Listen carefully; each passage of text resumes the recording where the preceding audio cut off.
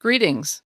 I'm Adeline Prouty, and like so many of Princeton's citizens, I was born in the East, and on August 3rd, 1827.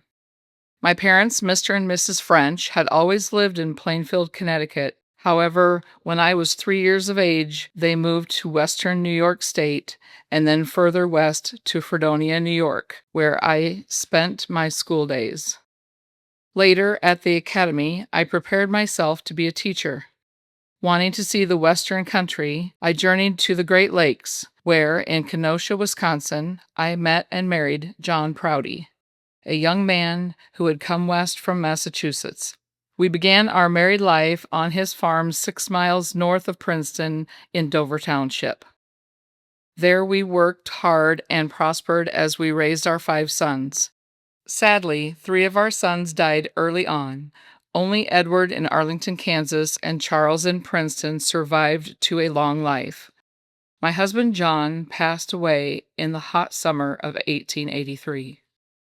While I was a private person, avoiding notoriety and choosing not to have any picture taken, I did have a curiosity to see more of the country, and so I went to visit my son Albert in California and my son John in Oregon. Some years later, I journeyed back to revisit scenes of my childhood. When returning to Bureau County, I left the farm and settled in my comfortable home on Church Street, which I am pleased to hear later became the parsonage for the Hampshire Colony Congregational Church, which I had joined in 1858.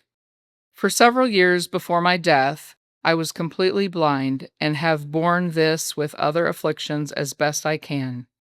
My blindness made it difficult for me to handle my business affairs, especially the making of my final will in 1898. In order to ensure my wishes were carried out, I had 3 prominent citizens witness the reading aloud and signing of all our names. In my will, I left $1,000 to my son Edward and $1,000 to my son Charles, the sum to be forfeited if either contests my wishes in the will. This not by reason of any lack of affection for my children, for both are already supplied with the world's goods. I also bequeath $3,000 to Hampshire Colony Congregational Church to produce income for the continuation of the church. Wishing to contribute to the care, comfort, and happiness of worthy, poor old ladies of Princeton Township, I left the remainder of my estate, real and private property, to establish an old ladies' home. I named Eugene Bates, Arthur Bryant, and Eliza Warfield as trustees.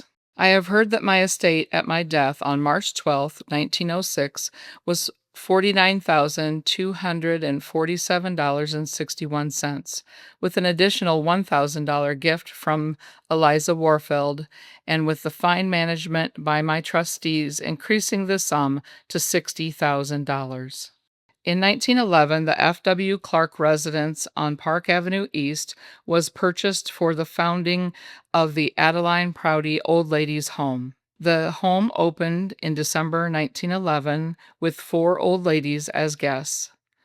My pleasure is great knowing that the home, now known as Greenfield, continues to provide a home for not only women but also men. I am also pleased that my son Charles Prouty and his wife Catherine generously gave $650,000 to enrich Princeton through a community center building and a new gymnasium for the Princeton High School.